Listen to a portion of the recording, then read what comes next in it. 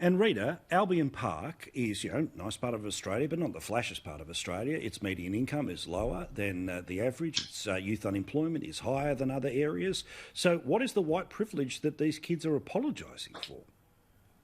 Well, why should anybody apologise for behaviour that they're not responsible for? Why should anybody be apologising for the behaviour of their ancestors? Or why should anybody appropriate the suffering of their ancestors? It is so backward and divisive, and Nicholas Rees is just deliberately blind to the extremism of BLM.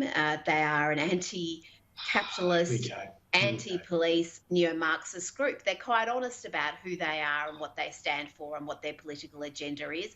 If woke white dudes like Nicholas want to close their eyes to the reality and pretend they're just about equality, then good for you. But this is a group that claims that Black lives are targeted for demise in Western societies. Now, that is just insane, that there is institutional racism at every level. We know that's insane.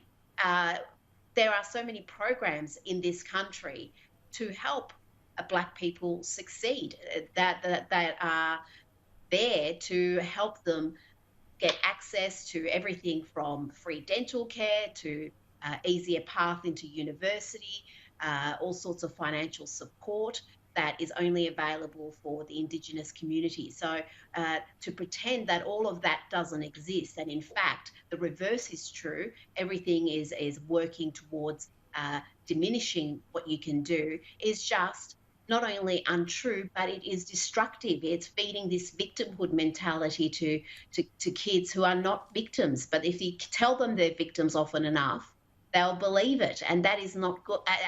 And this group is just so divisive. I mean, if the net result of all this was it was good for race relations, if it brought us to a better place, I could almost overlook the extremist elements, but it doesn't. All it has done is divide people further and make race relations far more antagonistic than they have been in recent years. And that's been what's been happening since they were formed from day one. It's not just something in 2020.